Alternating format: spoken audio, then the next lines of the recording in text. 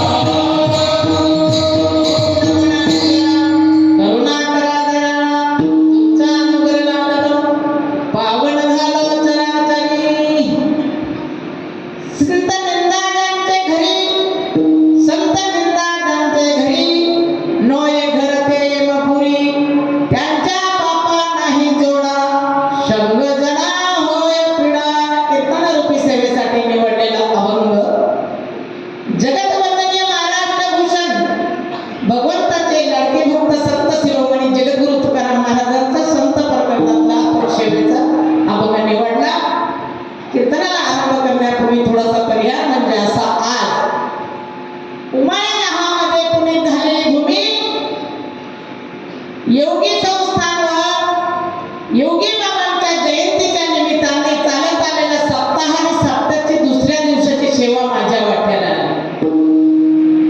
आता ही सेवा करण्यासाठी 4 गोष्टीची गरज आहे. शिक्षण हवंय, आळंदी रिटर्न पाहिजे, संतांची संगत पाहिजे आणि कीर्तनात मर्यादित पाहिजे. या 4ही गोष्टी ज्यांच्याकडे आहेत त्यांनी कीर्तन करावं. आता बघा, मी अशिक्षित आहे, माझी शाळा नाही, शक्यतर काना मात्रा माझ्याकडून छोटी मोठी चूक होऊ शकते. कारण इकडचा परिसर जर म्हणलं तर ज्ञानीपुरुष आहे, सगळे विद्वान आहात, त्याच्यामुळे मी अशिक्षित असल्यामुळे काना मात्रा होऊ शकतो इकडच्या तिकडं. दुसरी गोष्ट, माझी मातृभाषा सुद्धा मराठी नाही है. मैं राजपूत समाज पिछोरी, मीराबाई की भाषा और हमारी भाषा एक ही है. मीराबाई राठोड वंशरी है, हम पवार वंशरी है. आणि संतांच्या संगतीत गेल्याशिवाय कोणतंच मार्ग सापडत नाही. म्हणून आज उमाळी गावामध्ये दुसऱ्या दिवसाची सेवा माझ्या वाट्याला आली. परमपूज्य आदरणीय योगीनाथ महाराज यांच्या जयंती म्हणजे 1 आणि 2 नाही, 95 वर्ष झाले. किती? 95 वर्षाची जन्मस्थितीवर हा सप्ताह तुमचा चालू आहे. आणि 1 तारखेला बाबांचा जन्मदिवस आहे. त्या दिवशी मोठा सोहळा असतो म्हणे. सगळ्यांनी सांगितलं मला, ताई एवढ्या सगळ्या परिसरातली पब्लिक येते, मोठं अन्नदान होतं, भव्य मोठं कार्यक्रम होतं. बाबा आमच्याकडून गेले, पण कुठं गेले अजून आम्हाला माहिती नाही. बाबांचा आमच्याकडून शोध काही लागत नाही. पण तुम्हाला माहिती आहे, सकाळी सकाळी गाड्यामध्ये म्हणतात बघा,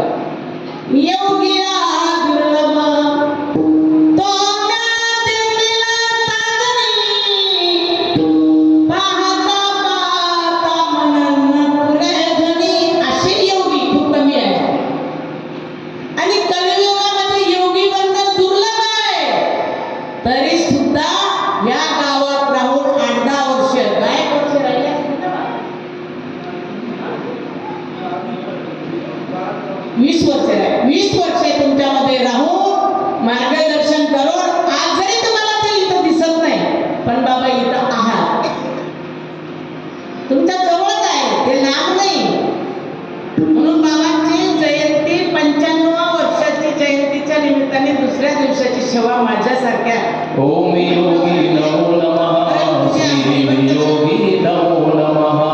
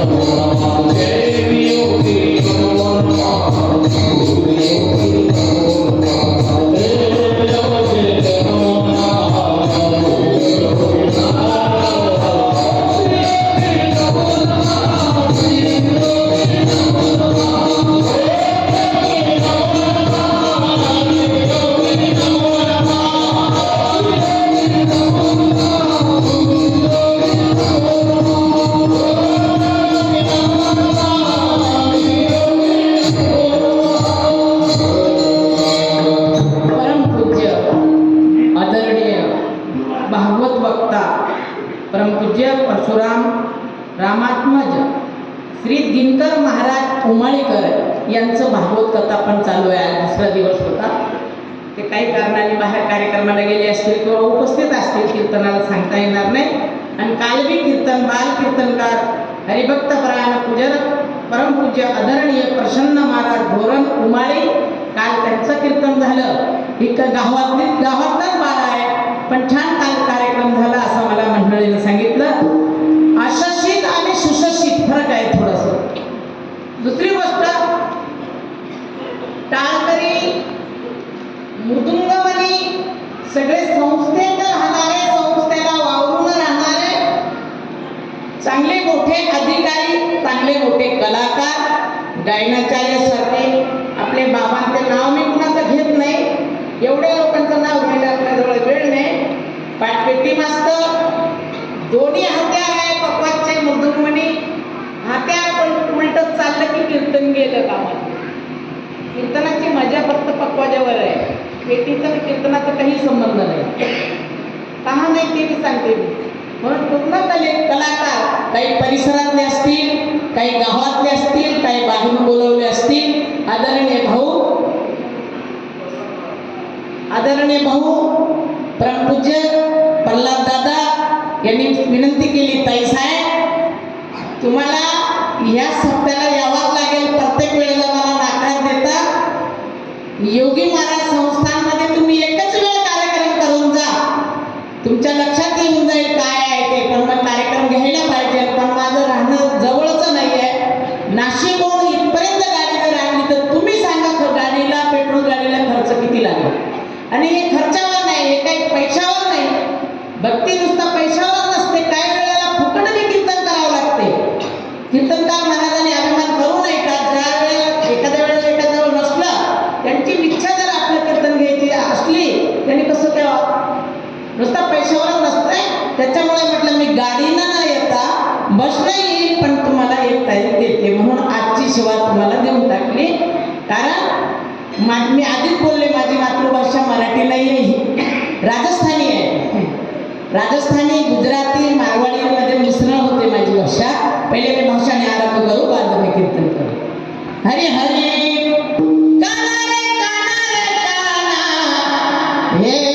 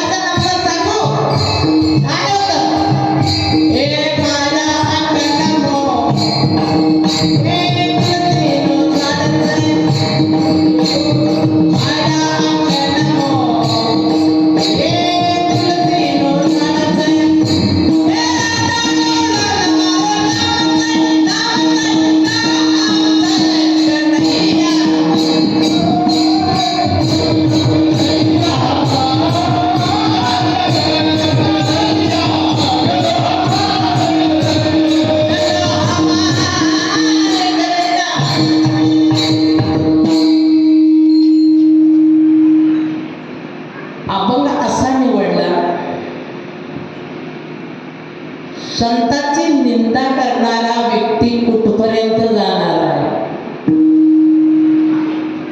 जो संतांची निंदा करतो त्या घराला कशाची यातना आहे? संत निंदा त्याच्या घरी अन्नोय घरते येमपुरी. ज्या घरामध्ये संतांची निंदा होते त्या घराला येमपुरीचं येमपुरी सांगितली आहे. आणि त्यांच्या पापांनाही गोळा आणि संग जना होय पिढा. तर अशा पापी लोकांच्या संग गेल्यानंतर आपल्याला पिढा होते, आपल्याला त्रास होतो. संत निंदा आवडे ज्याशी, ज्याला संत निंदा आवडतं ते काय? तोची जिताच नरकवासी. जिताला होती तो नरकामध्ये आहे असं मी नाही म्हणत, जगद्गुरु तुकाराम महाराज म्हणतात. शेवटच्या चरणामध्ये बघा बाबांनी किती मोठा शब्द वापरला. तुका म्हणे नष्ट जाना गाढव तो स्पष्ट, की त्याला गाढवाची उपमा दिली. कोणाला? जो संतांची निंदा करतो त्याला. संतांची निंदा करणारे भरपूर आहे जगामध्ये, कोणाला चांगलं दिसत नाही. तुम्हाला काय वाटते? योगी बाबा होऊन गेले पण त्यांना सुद्धा पहिल्यांदा त्रास झाला असावा. समाज आहे, त्रास झाल्याशिवाय राहत नाही. काय सांगा बाबा, पेटीवर हात ठेवा, नाहीतर मी म्हणले म्हणून तुम्ही पेटी बंद नका करता. पेटी कीर्तनात नाही चालत, पण कीर्तनात पेटी का लागते? ते महाराज लोक बायपास धाब्यावर जाऊ नये, त्यांचं तालस्वर सोडू नये याच्यासाठी पेटी आहे. नाही तर खरं साधन कीर्तनाचं कोणतं आहे सांगू? लावणी मृदुंग सुरते टाळ्या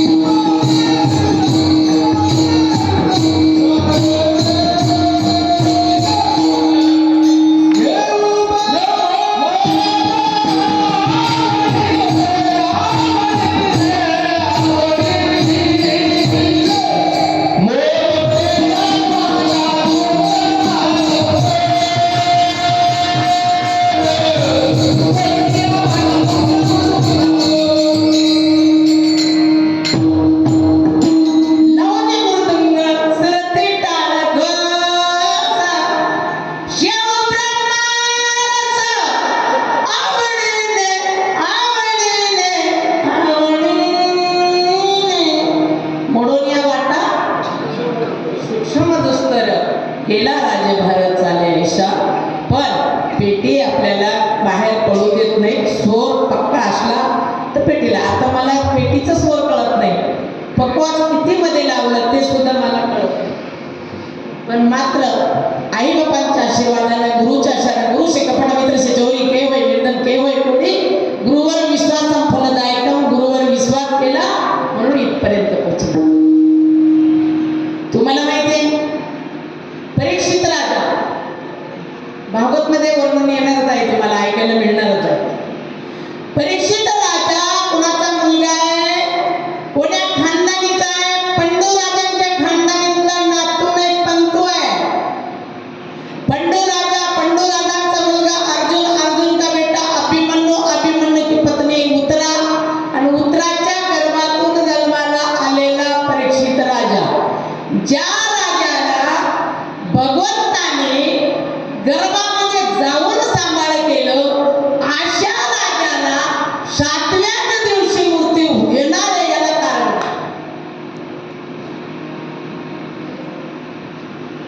कारण पाहिजे ना. संत आहे, वारकरी आहे, वैष्णव आहे. वैष्णवाचा माल खरा आहे. ज्यांच्या घरामध्ये भगवंत रथाचं चालक आहे,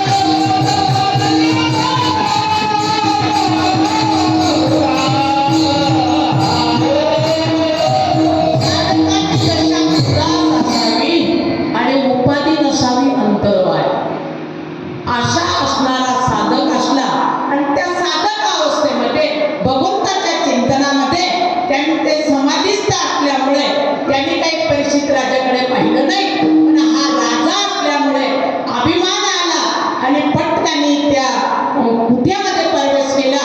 महाराज समाधीस्थ होते. कुट्यामध्ये एक पेटी पडलेली होती. त्या पेटीत असं लिहिलेलं होतं की मालकाशिवाय पेटी खोलू नये. आणि हा राजाचा मुलगा आहे, वैष्णवाच्या घरात नाही, ज्यांच्या घरामध्ये भगवंत रथाचा चालक आहे अशा घराण्यातला मुलगा. त्यांनी पेटी खोलली. पेटीत पेटी 7व्या पेटीमध्ये जरासंधाचं टोप निघालं. जरासंधाचं टोप, आता हे बी लक्षात घ्या, काही वेळेला काय असतं, टोपी जर घेतली नाही आपण दुसऱ्याची टोपी मागून डोक्यात घाली. चुकून बी करू नका. हे टोपवरून तुमच्या लक्षात येऊन जाईल की दुसऱ्याची टोपी घातल्यानंतर 7व्या दिवशी मूर्ती जरासंधाचा टोप घातला. काम आणि कलीनं प्रवेश केला परीक्षित राजामध्ये. बुद्धी भडकली. बुद्धीचे पालन करावे, काही मागूत नाही मनुष्य दे. बुद्धीचं पालन झालं आणि परीक्षित राजाने मेलेलं सर्प कुणाच्या गळ्यात टाकला? सम्यक ऋषीच्या गळ्यात टाकला. आणि सम्यक ऋषी कोण आहे? वैष्णव आहे, संत आहे. आणि संतांच्या गळ्यामध्ये मेलेला सर्प घातला तरी संताजवळ दया क्षमा शांती दया क्षमा शांती असते. महाराजांनी काही सांगितलं नाही, पण महाराजांचा मुलगा शृंगी ऋषीने परीक्षित राजाला शाप देऊन टाकला. तू जरी मेलेला सर्प माझ्या बापाच्या गळ्यात टाकला, पण हाच सर्प तुला 7व्या दिवसातला एक दिवस दंश करेल आणि मृत्यूला सामोरं जावं लागेल. मला सांगा, संताची हिताने केल्याने, संताचं निंदा केल्याने, संतांची हेलना केल्याने परीक्षित राजाला काय करावं लागलं? सांगा, काय करावं लागलं परीक्षित राजाला? 7व्या दिवशी जावंच लागलं. जर संतावर गळ्यात मेलेला सर्प टाकला नसता, परीक्षित राजा मेला नसता. आणि परीक्षित राजाला सर्प डावणारा मी देवी भागवत मध्ये नागिन दाखवली. आणि एकनाथी भागवत मध्ये, डोंगरे महाराजच्या भागवत मध्ये तक्षक नावाचा सर्प दंश केला असं दाखवलंय. आता माझी तर शाळा नाही, पण तुमच्याकडे भागवत खूप होते. भागवतला काना कोपरा तुम्हाला समजतं.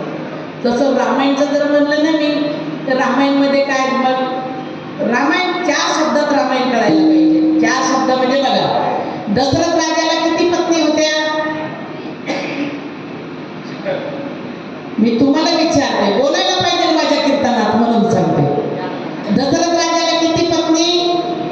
अजिबात नाही बेटा, 7 पत्नी आहे.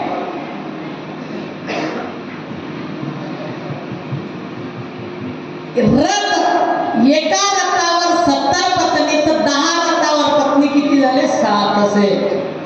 7 पत्नी पैकी 3 पत्नी मुख्य आहे. आणि त्यांच्या गर्भातून होणाऱ्या मुलं वाईट नाही निघाले, चांगले निघाले. राम निघाला, लक्ष्मण निघाला, भरत निघाला आणि शत्रुघ्न निघाले. मला सांगा, 4 गोष्टी विचारते, त्याचं प्रत्येकाचं उत्तर द्या मला फक्त. रावणला कोणी मारलं?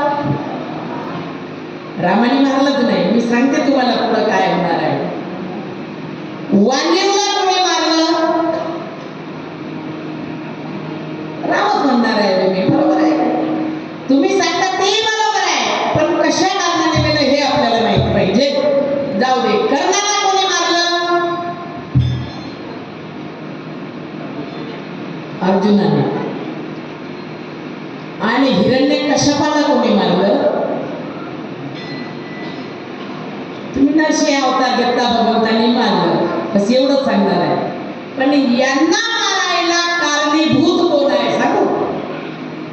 रावणाला बाण मारू मारू मारू राम दमला, पण रावण मेला. मन विभीषण कोण आहे? सक्का भाऊ आहे. विभीषण म्हणतो, राम एक पीछे तो 1000 बाण लगाएगा तो भी रावण मरेगा नहीं. जिंदा का जिंदा रहेगा का की रावणाच्या बेंबीमध्ये अमृत कुंड आहे. एकामागे एक व्यक्ती तुम्हाला मारा तेव्हा रावण मरेल. मारायला लावला कोणी? विभीषणाने. वालीव सुग्रीवांचं दोघांचं विरुद्ध आहे आणि दोघांच्या विरोधामध्ये जेव्हा बाण मारायला लावलं कोणी? हनुमंताने रामाला सांगावं आणि सुग्रीवाने हनुमंताला सांगावं. सुग्रीवाने जर सांगितलं नसतं तर वालीव सुद्धा मेला आणि वालीव मेला नसता.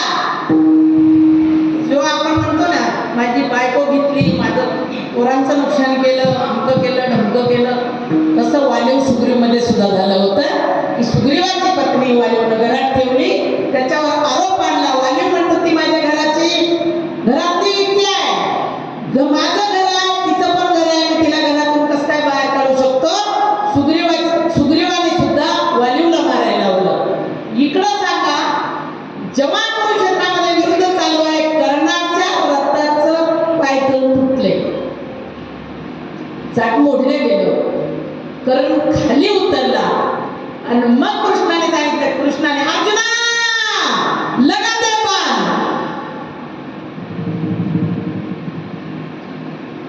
जर कृष्णाने सांगितलं नसतं अर्जुन सख्या भावाचा खून केला. सख्खा भाऊ आहे म्हणजे परमार्थाचे रीतिरिवाज समजायला पाहिजे की ज्यांना परमार्थ आवडतो आणि ज्याला आवडत नाही त्याचं काळ जवळ आल्याशिवाय राहत नाही. घरचाच माणूस त्याला काटा काढल्याशिवाय राहत नाही. इकडं पाहिलं प्रल्हादाने बापाला मारायला लावलं, त्याच्या समोर हिरण्यकश्यपाने खम्मातून बाहेर पडले. कशातून? खम्मातून. आता खम्यात देव आहे का? आपण तर मंदिरात देव शोधतो, खम्यामध्ये देव आहे. मग देव आहे कुठं? प्रल्हाद बेटा हरिचल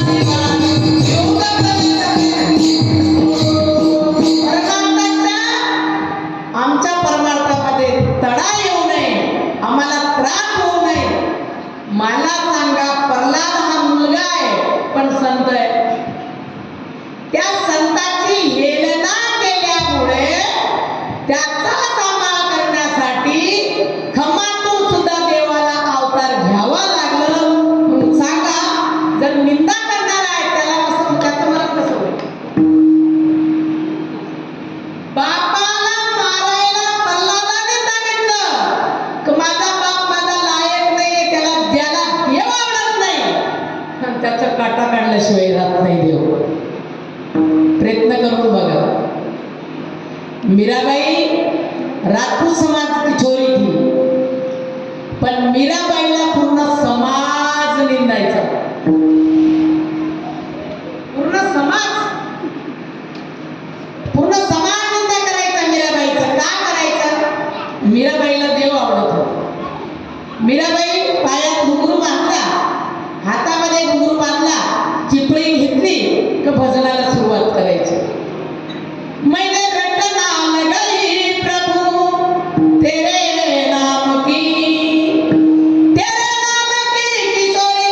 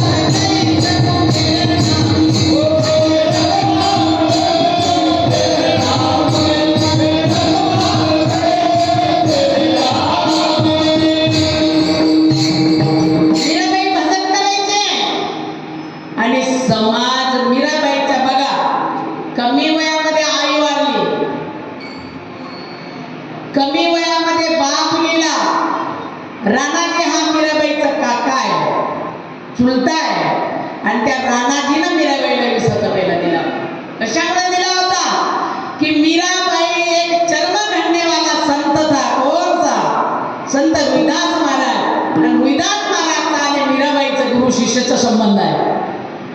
पण समाज म्हणायची राजाची मुलगी आहे आणि वो चर्म गढ़ने वाला उनके वहां जाती है, बदनाम करायला लागली.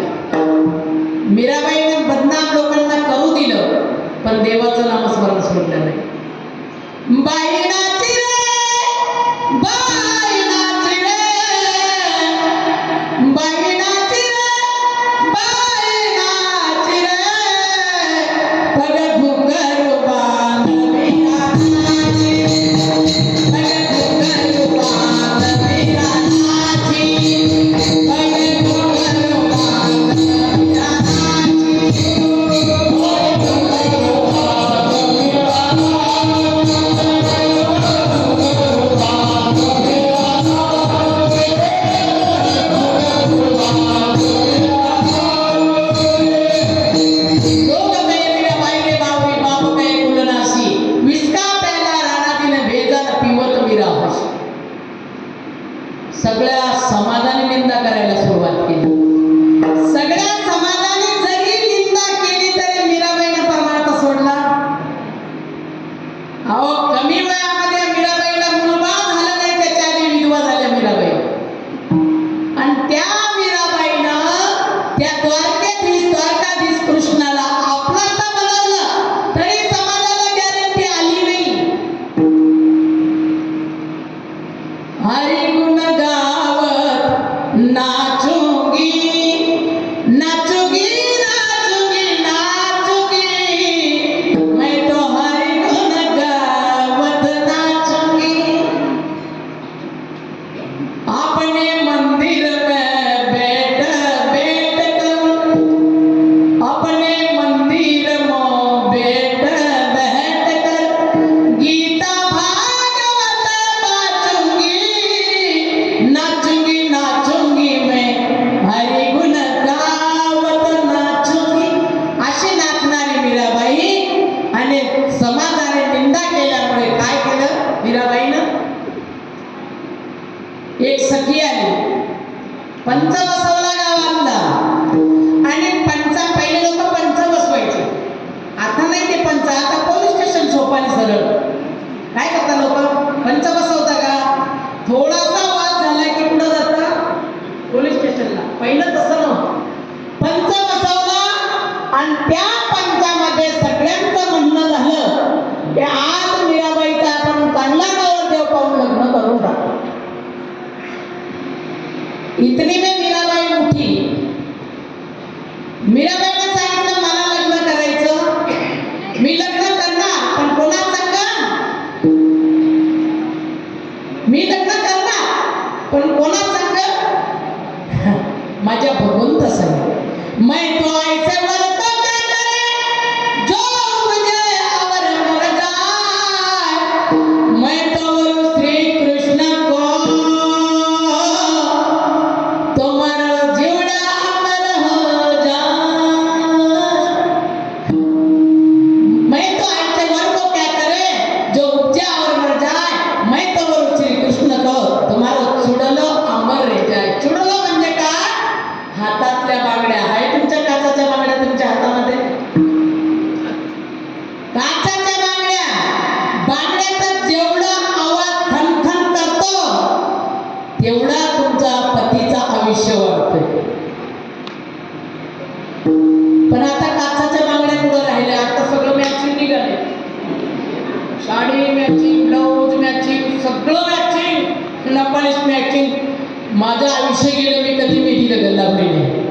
मुलाचं लग्न झालं एप्रिल महिन्यामध्ये, तरी एक थेंब सुद्धा मी संगार महिन्यात करावं, पण कुणासाठी? देवासाठी, माझ्या भगवंतासाठी. समाजामध्ये मीराबाईनं धिकार केला, ऐकलं नाही म्हणून मीराबाईला काय दिलं गेलं? अमृत दिला का? विस्का पेला राणाजीने भेजा, पिवत मीरा बाई नाची रे मीरा नाची, बघ घुंघरू बांध मीरा नाची.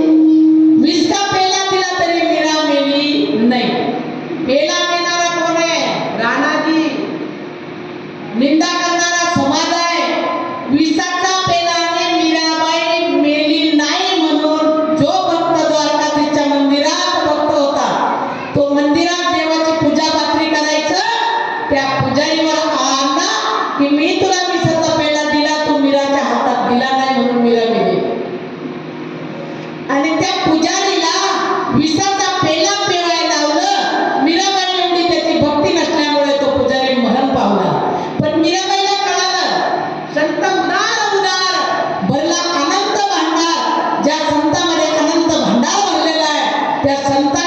काय सहज करून टाकतात. तुम्ही सांगा, बाबा आपल्या गावाकडून गेले, कुठे गेले हे काही माहित नाही, पण इथं चमत्कार होतो की नाही? खरं बोलायचं, खोटं नाही बोलायचं. चमत्कार बाबाचा होतो की नाही? जर गटूळ मनाने इथं आलं तरी त्रास होतो.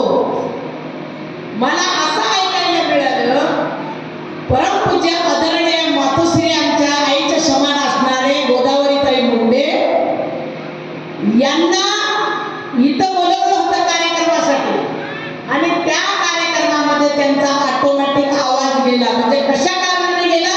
फक्त चप्पल घालून मंदिरपर्यंत, मंदिरापासून इथपर्यंत चप्पल आणलं, त्याच्यामुळे बाई साहेबांना आवाज एवढा कोकिळासारखा आवाज, तो आवाज गेला. मला सांगा, बाबा आहे किंवा नाही? इथंच आहे बाबा, लहान नाही, तुमच्या जवळ आहे. तुम्ही फक्त विश्वास ठेवा. विश्वास ठेवला नाही, कारण विश्वास ठेवला संतावर काय मिळतं? सुख मिळतं. संतावर विश्वास ठेवला की सुख. संताच्या शक्तीत किती सुख आहे सांगू का? हरी हरी संत संगतीचे काय सांगू सुख,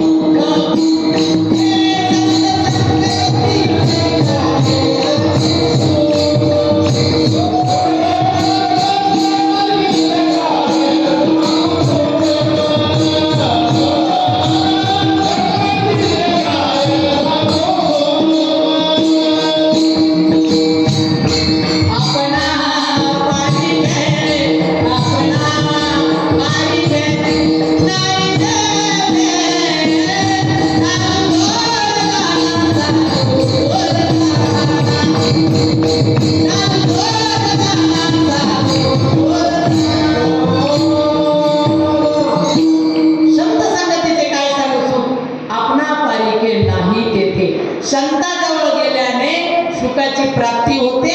आणि त्या सुखाचा रस्ता आमच्या मीराबाईला सापडल्यामुळे मीराबाईला विचारपूस केली, आणि मीराबाईला सांगितलं, एका सखी आली मीराबाईला विचारलं, का ग तू म्हणते की मी तो कृष्णालाच म्हणणार, तो भगवंताची मूर्ती तुझ्या संग बोलणार आहे का? अगं तुला लग्न करावंच लागेल, तुझं नाव पत्ता सांग. मीराबाईला नाव पत्ता राजस्थानी भाषामध्ये दाखवली. आता तुम्हाला समजतं की नाही समजतं, पण मी बोलून जातो. हरी हरी मेको देगा, मेको देगा, मेको देगा, मेको देगा गई को दान गुजरिया बरसाने वाली,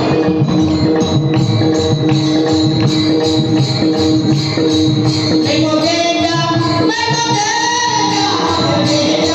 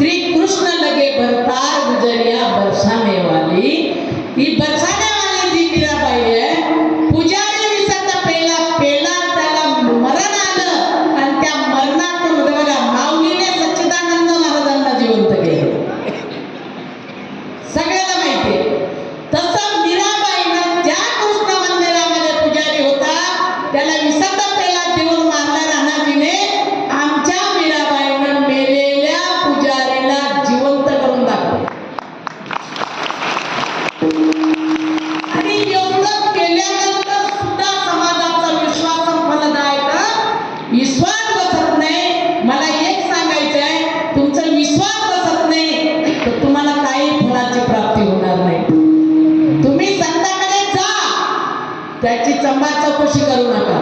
आमचे जगद्गुरु तुकाराम महाराज म्हणतात, चंबा चौकशी केली, निंदा केली, स्तुती न करता निंदा केली, काय होतं? अभंगाच्या प्रथम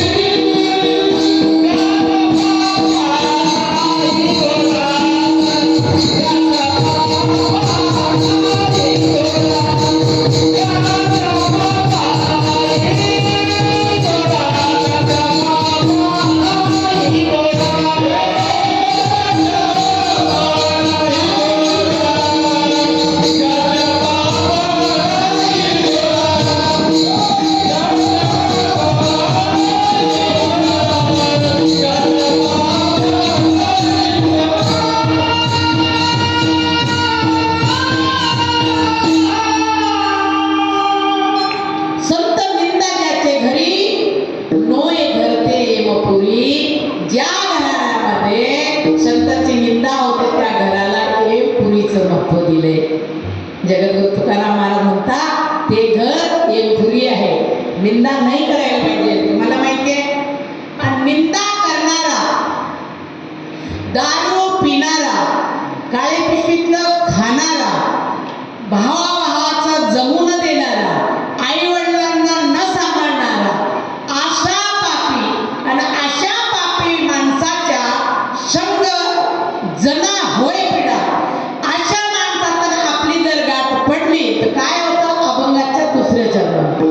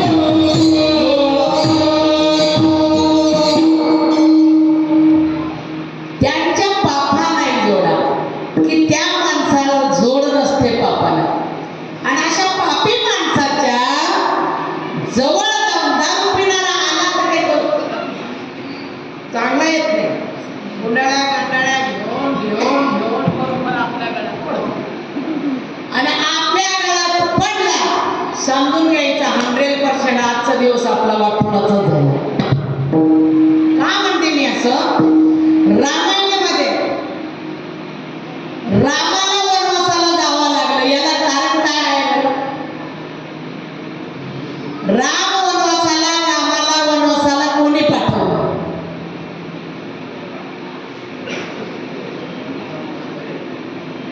तुम्ही म्हणाल ताई कोणी करत नाही. मी प्रश्न करत नाही, पण रामायण एवढे नाही कळतं. आता कसं टीव्ही मध्ये रामायण चालू आहे ना, कळतं म्हणून विचारते की रामाला वनवासाला पाठवणारा कोण? तुम्ही फक्त मला एवढं सांगणार आहे कैकेयीनं. एवढं सोपं आहे का रामायण? रामायण किती सांगू? बीज मंत्र राम नाम, बीज मंत्र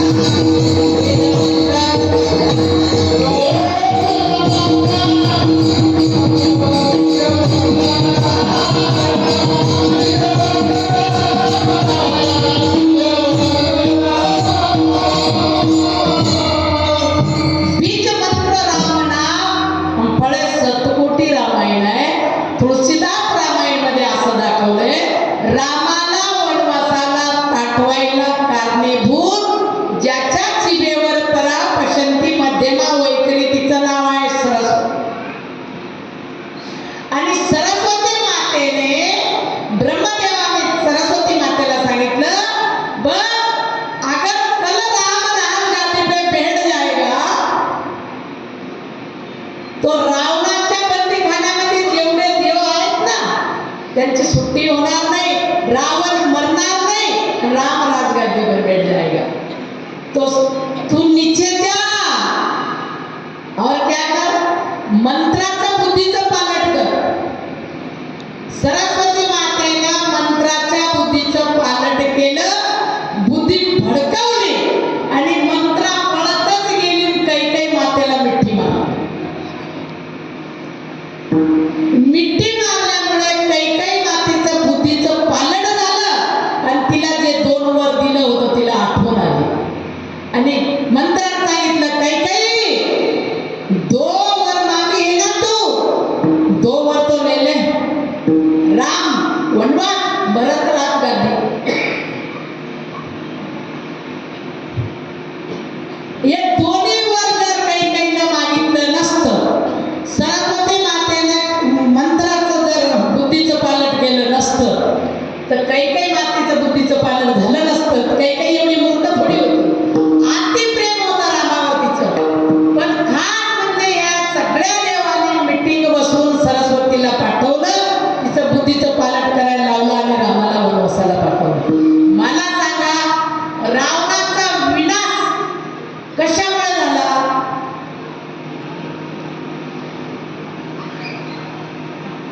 जय विठ्ठल करू का? नको ना, नको. जय विठ्ठल बी नको. जर रावण बाईचं नाम केला नसता तर रावणाचं उद्दिष्ट झालं. सीता आहे, अधिमाया शक्ती आहे. भगवंताच्या कृपेने सीतामाईचं आशीर्वादाने रावणाच्या लंकाचं दहन झालं. आता तुम्हाला एक प्रश्न करते मी, रावणाचं लंकाचं दहन कोणी केलं? ताई, रामायण होते, भागवत होते आमच्याकडे, म्हणून मी तुम्हाला विचारलं. तर रावणाची लंका जाळली कोणी? फक्त एवढं माहिती आहे, हनुमंतांनी लंका जाळली. हनुमंतांनी लंका जाळलीच नाही. हनुमंतांनी लंका जाळली असती तर हाताने जाळली असती की नाही? हनुमंतांनी हाताने लंका जाळली नाही, शेपटीनं लंका जाळली. आणि हनुमंताची शेपटी ही पार्वती आहे, पार्वती ही सीता आहे. देवाला असं पण खवाडता येतं, देवाला असं पण खवाडता येते की ती पार्वती माता, कारण लंका ही त्याच्या बापाची नव्हती, शंकराची होती. शंकराला कुबेर महाराजांनी दिलेली होती, पण लंकाचं दहन करणारी एक स्त्री आहे, पार्वती आहे. 11 रुद्र अवतार हनुमंताचा आहे आणि हनुमंताची जी शक्ती आहे ती पार्वती आहे आणि त्या पार्वतीने पूर्ण लंकाचं दहन केलं. जर एवढा विद्वान होता, जातीला ब्राह्मण आहे, तरी सुद्धा संत निंदामुळे काय झालं? काय झालं? अभंगाच्या तिसऱ्या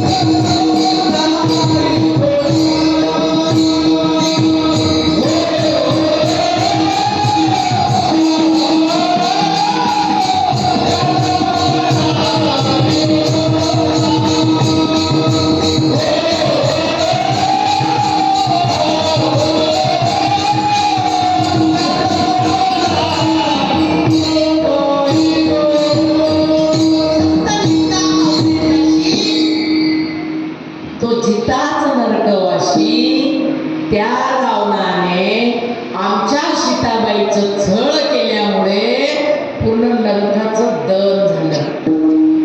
दुसरी गोष्ट, दुर्योधन, दुःशासन, कर्ण, शकुनी हे कोणाचा पाठलाग केला? आता तुम्हाला पाहता तिरी सगळं कळते. कोणाचा पाठलाग केला? कोणाला वाईट वाईट बोलत होते? द्रौपदी. 5 पती करने वाली क्या होती है? आता माझ्या तोंडाने सांगून देते, सांगायला नको पण सांगून देते. 5 पती करने वाली क्या होती है? कलिका.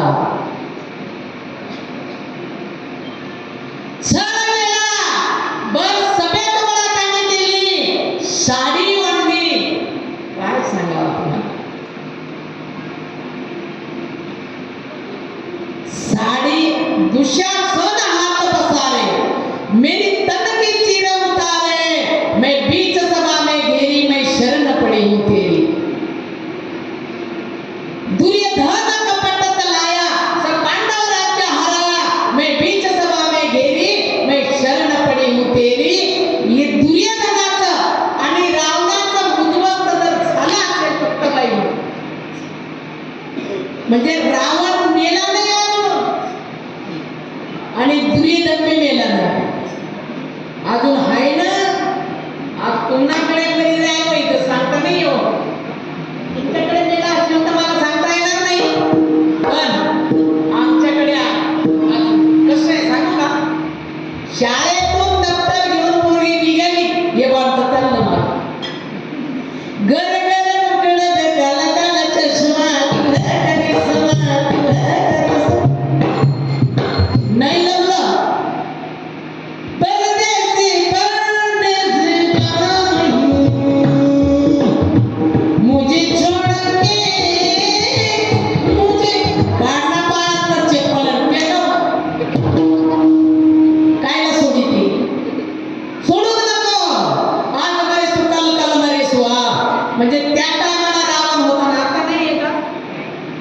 गल्लीनं रावण आहे दादा.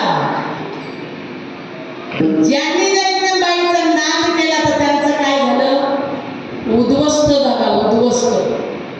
आता तुमच्याकडे इकडे सगळं क्षेत्र आहे, तुम्हाला शेगाव पण जवळ आलंय आणि इकडे आमच्या मुक्ताई पण जवळ आलाय.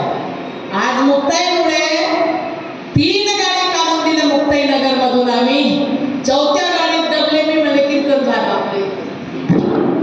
एवढी भीड होती आज एकादशीच्या वारीला आलेले, एवढी गर्दी, अपार गर्दी. त्याच्यात एक म्हातारीचं बोललं दिलं मला, ती म्हातारी रस्त्यावर कोण करे माझा आत्मा कल झाले.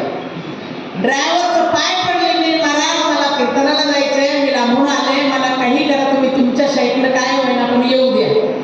ते बाबा ड्रायव्हर म्हणे ताई तुम्हाला चढता येणार नाही. म्हटलं चढता येईल, तुम्हाला वाटते माझी तब्येत अशी आहे पण मी बरोबर येणार. म्हटलं तसं काही नाही, तुम्ही फक्त येऊ द्या मला इकडे.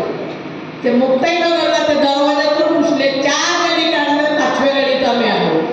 आणि काही जवळ नाही नाशिकचं तर मुक्ताईनगरपर्यंत मलकापूरपर्यंत बापरे अवघडच आहे. तरी मला एका दादाने विचारलं ताई तुम्ही गाडी आणली नाही. गाडी आणली तर तुमचं बी काही अडचण येणार ना तुम्हाला. मी गाडी आणली असती तुम्हाला अडचण, निदास्त पैसे द्यावे लागले असते काय की नाही. हाच म्हणता का विठ्ठला विठ्ठला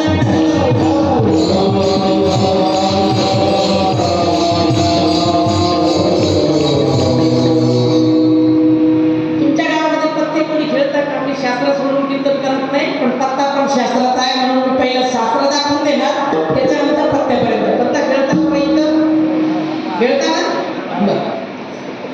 पत्ता खेळतात. पत्त्याला किती कलर आहे.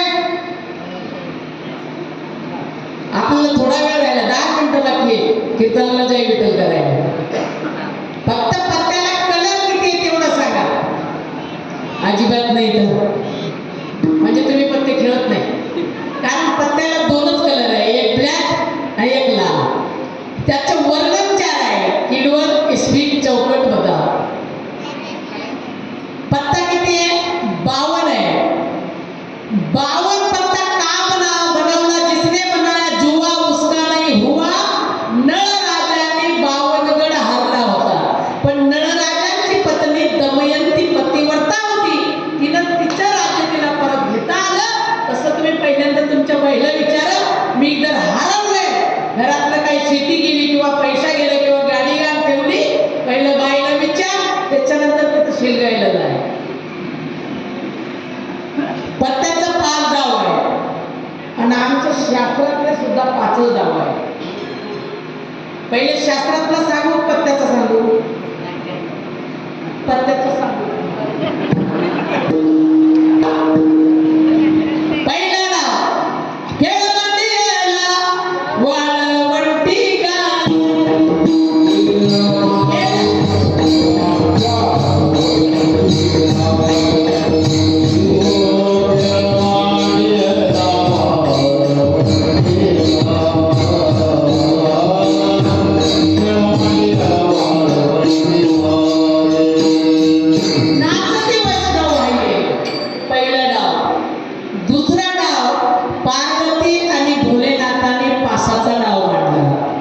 दुसरा डाव.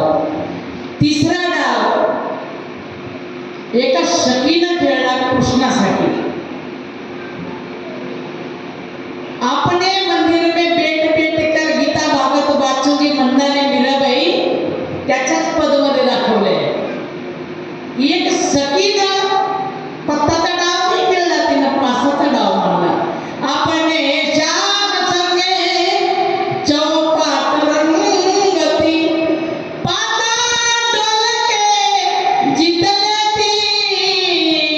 क्या करू पण में गई होती. विदर्भामध्ये गेली नसती तर 5च्या डावामध्ये देवाला ठरवला असता, पण अंकुराच्या बरोबर मथुरेमध्ये जाऊ दिलं, या गोकुळामध्ये जाऊ दिलं नसतं. पण मी गोडा दिल्यामुळे आपल्याकडून देव गेला. 3रा डाव. आता 4था डाव तुमचा. खोटा डाव तुमचा म्हणजे कोणता. दुर्योधन, दुशासन, कर्ण, शकुनी यांनी डाव खेळला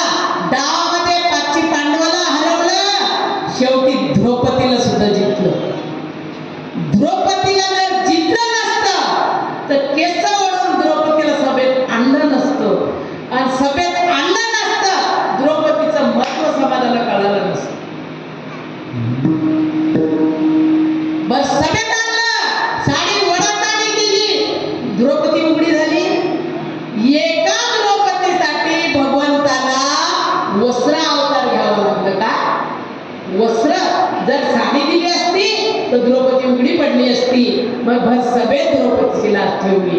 चौथा डाव. आणि पाचवा डाव कृष्णाने खेळला. पाचवा डाव कृष्णाने कसा खेळला? कृष्णाचा एक आपलं डुप्लिकेट एक डाव आहे ते सांगते मी. हरी हरी एक कलकांजी दोन भाऊरावजी तीन चार चार गोडा पाच पे अम्मा धेडू राणी गोडी आठी गोड नंबर लाला नसावडा अकरा कैचा बारा वाई आपला खोटा डाव. पण भगवंताचा डाव सांगू तुम्हाला. खेळत होता बावरा चेंडू चेंडू उडाला चेंडू उडाला नागे मोळा डोई उडाला चेंडू उडाला नागे मोळा डोई उडाला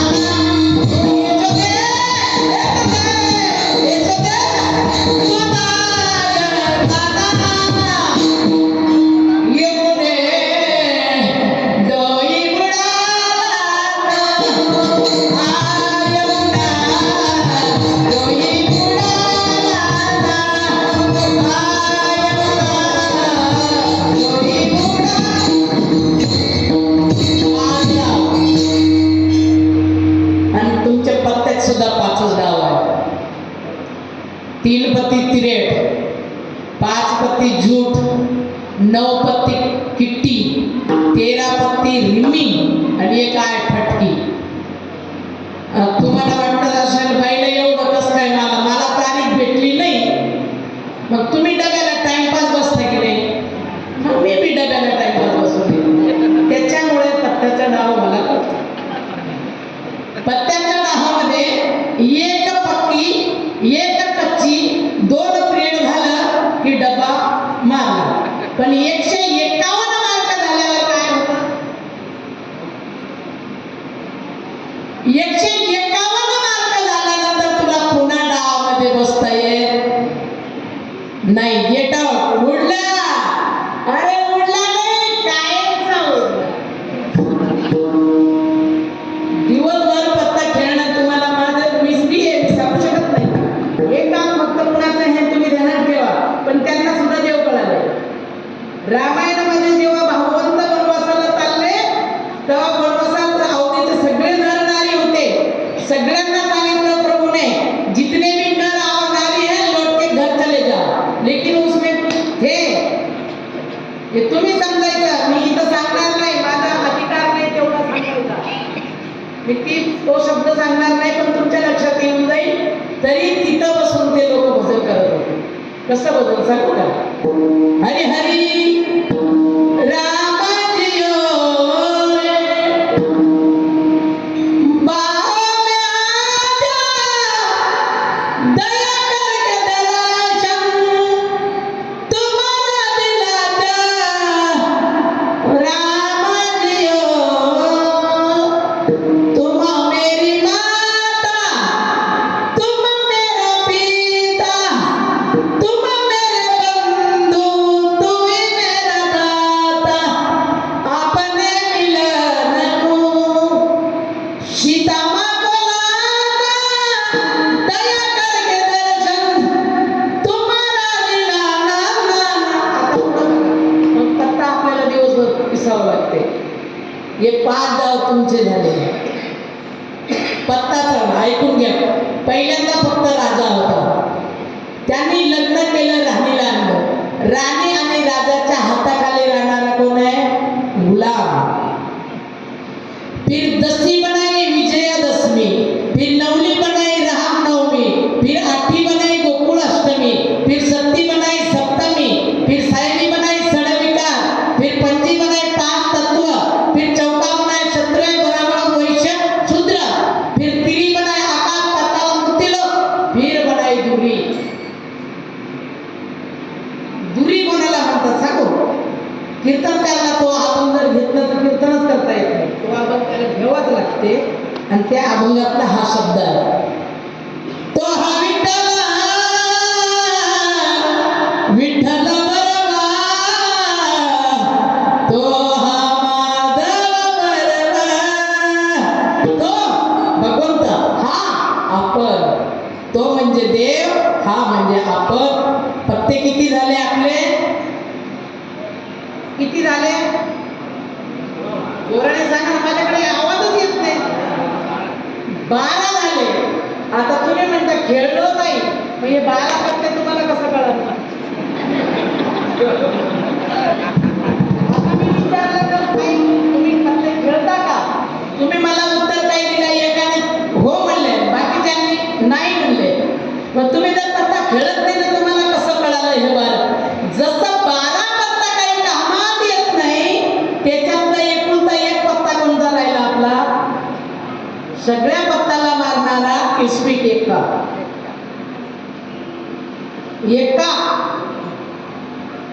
आणि तो एक झाल्यानंतर काय होतं सांगू का तुम्हाला? एक गाव आम्ही विठोबाचं नाव आणि गावाचं गाव नाही आता किंवा एक धैर्या जित्ती आम्ही रखुमाईचे पती ते झाले अवघे काम निवारीला भवश्रम परत द्रव्य परणारी मजविसाची अपरी. अशा डाव जे 12 पत्ते कामाला आले नाही, तो एकटा पत्ता 12 पत्त्याला मारू शकतो. म्हणून माझा भगवंत, माझे जगद्गुरु तुकाराम महाराज म्हणता, तुम्हाला जर वाटोळा करायचा असेल तर 12 पत्त्याच्या डावा काळी पिशवीचं चालू द्या, चिमटी बी पेत बसा. कुठपर्यंत? तुमचं कर्तव्य नाही. आपल्याला देवाने जन्म दिलं फक्त नामासाठी. नामाचं चिंतन करा. एक वेळ यज्ञ शितान क्षणाचंदू, यज्ञामध्ये नका जाऊ, शब्द नका करू, वारी नका करू, पण नाम मात्र सोडू नका. तुम्ही म्हणाल ताई नामाने काय होतं? नामाचं चिंतन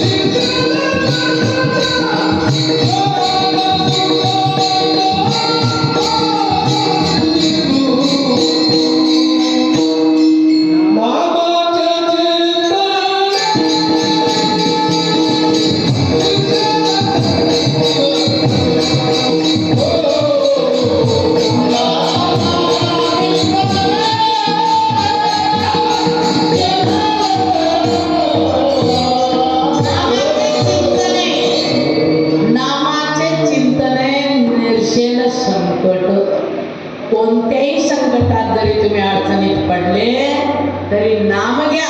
जर नाम नाही घेतला, संतांची निंदा केली, स्तुती आली नाही, वाईट करायला बसले तर काय होणार आहे? पुढं कशाची उपमा भेटणार आपल्याला? अभंगाच्या शेवटचा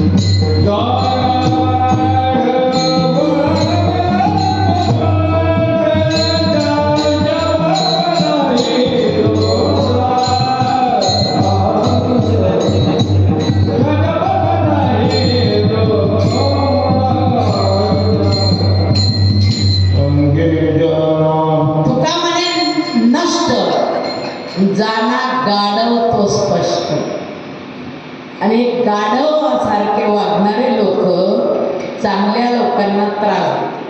आता तुम्ही पंढरपूरला सगळे जातात. जण्याबाईनं पांडुरंगाच्या मंदिरातून साखळ चोरली होती का? नाही, चोरलीच नाही. तरी सुद्धा समाजाला माहित होतं की जण्याबाई भगवंताची अतिप्रिय आहे आणि जण्याबाई शिवाय भगवंताच्या जवळपास राहणारी दुसरी व्यक्ती नाही. मग ही साखळ गेली असावी तर फक्त जण्याबाई चोरली असेल म्हणून समाजाने जण्याबाईला कुठं नेलं? कुठं? सुळावर नेलं. आणि सुळावर नेल्यानंतर मग जण्याबाई देवाला सांगतात, हरी हरी झाले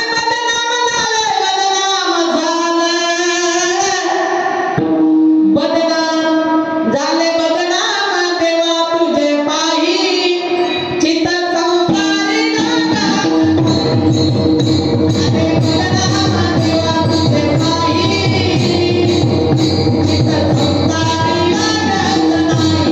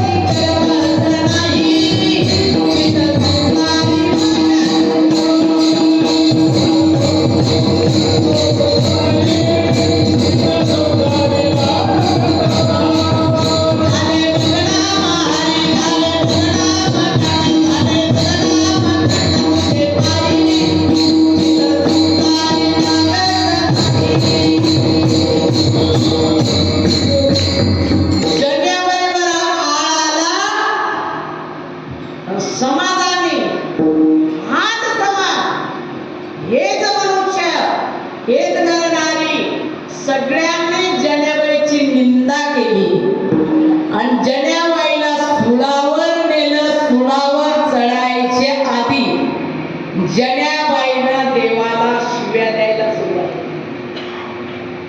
कशी शिवी दिली सांगू?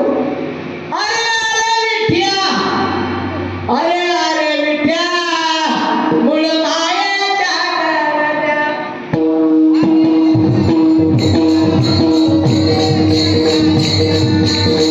अरे विठ्या, अरे अरे विठ्या, मूळ मायेच्या करड्या.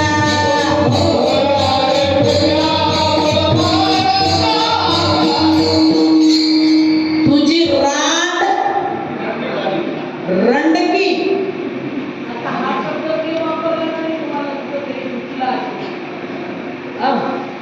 आमच्या आई आज जण्याबाई आमच्या टाळ घेऊन उभा राहिल्या. आयशा छान गोड वाटलं मला.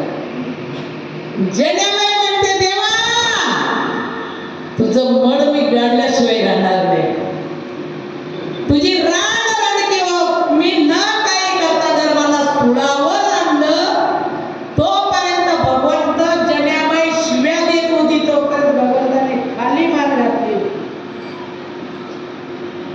आपण जर देवाकडे नामाचा कर्ज भरवला, त्याची बँकेचे बॅलन्स ठेवला, देवाला वाकावं लागते. भक्तापुढं संतापुढे वाकावं लागते देवाला.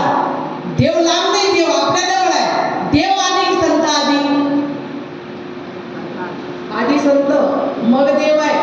देव आहे, देव आहे, हृदयी मंदिरी शोधूनी पाहे. देव नटला नाना परी, भरुनी उरला चराचरी. असा असणारा देव जो पंत जण्याबाई शिव्या देत होती, खाली मान घालून उभे होते. समाज सुळ्या काढायला साखळ चोरली.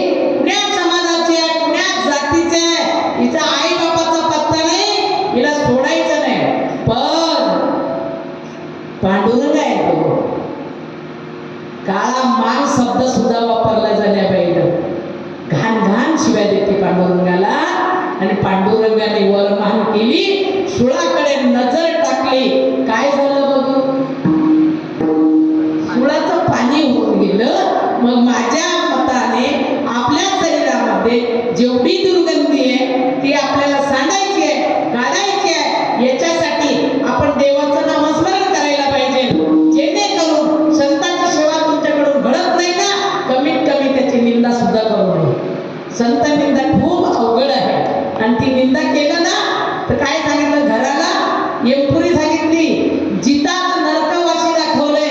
याच्यासाठी संतांची निंदा करायची नाही. तुम्हाला करता आलं तर भगवंताचं नामस्मरण करा, एक वेळ मोठ्यानं भजन करू, आपल्या कीर्तनाला पूर्ण विराम देऊ. विठोबा